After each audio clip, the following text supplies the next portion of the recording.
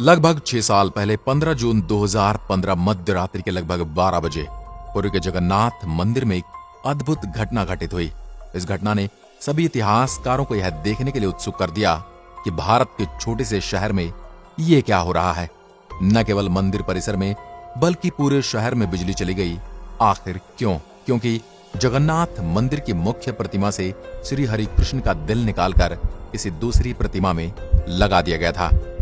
नहीं, यहाँ पर श्री कृष्ण के हृदय से मेरा मतलब कोई आध्यात्मिक या फिर कोई रहस्यमय हृदय के बारे में नहीं है, बल्कि असली हृदय से है।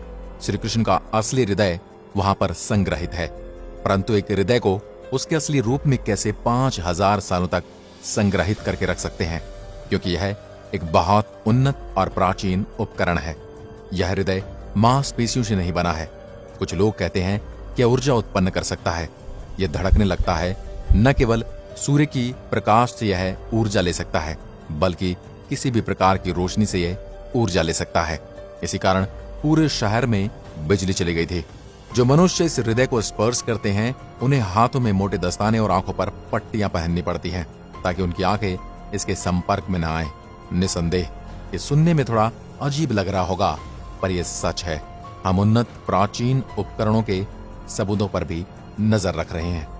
सबसे पहले श्री कृष्ण जी के देह त्याग पर नजर डालते हैं, जो कि अपने आप में एक रहस्य है। बहुत से लोग इस बारे में नहीं जानते होंगे, परंतु प्राचीन सूत्रों में उनकी मृत्यु का उल्लेख है। लगभग 5000 साल पहले श्री कृष्ण जी को एक शिकारी द्वारा जंगल में मार दिया गया था। यह एक दुर्घटना थी, क्योंकि शिकारी हिरण को मारने की कोशिश कर रहा था। श्री कृष्ण जी की मृत्यु हो गई और उनका अंतिम संस्कार कर दिया गया। उनका शरीर धार्मिक तरीके से अंतिम संस्कार कर दिया गया। हालांकि उनका शरीर तो जल गया, परंतु उनका हृदय नहीं जल पाया। यह एक बिना नुकसान पहुंचे हुए मजबूत धातु के गांठ जैसा दिख रहा था। जब शिकारी ने उस हृदय को उठाया तो वह हिलने लगा। अब शिकारी उस हृदय का फिर से अंतिम संस्कार करने की कोशिश करता है, परंतु इस हृदय को जला पाना असंभव था और इसी हृदय से एक अजीब सी धड़कने की आवाज आना शुरू कर दी। तो फिर शिकारी को यह महसूस हुआ कि कोई खास उपकरण है। उसने उस हृदय को उठाया और इसे बेचने की कोशिश करने लगा, क्योंकि यह बहुत अजीब दिख रहा था। उस शिकारी ने पूरे भारत का भ्रमण किया, परंतु उसे कोई हाथ तक नहीं लगा रहा था। शिकारी ने हार मान ली और उसने हृदय को लकड़ी के पट्टे पर रखकर नदी में छोड़ दिया।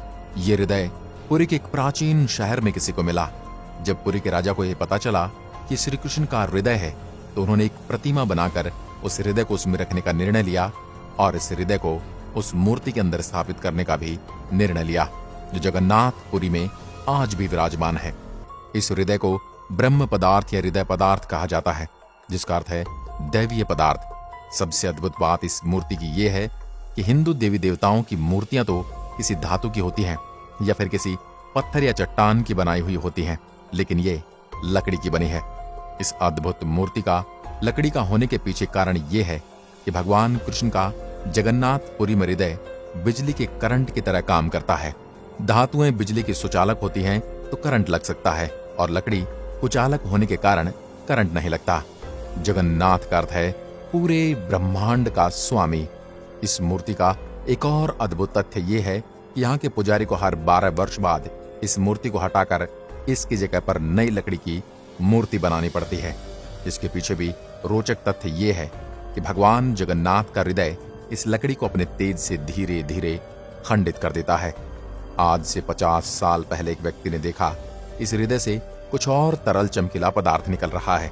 उसने ये भी देखा कि यह हृदय चक्र की तरह घूम रहा है।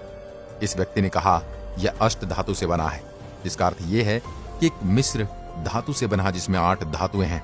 इस अद्भुत चक्र के बारे में बहुत सारी धारणाएं बताई जाती हैं। भगवान कृष्ण के पास एक चक्रीय शक्ति है जो सदैव चलती रहती है और ऊर्जा उत्पन्न करती है।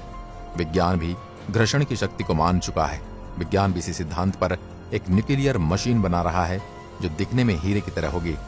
इसके अंदर भी चैम्बर होंगे और वह भी चक्रीय घर्षण पर कार्य करेगी।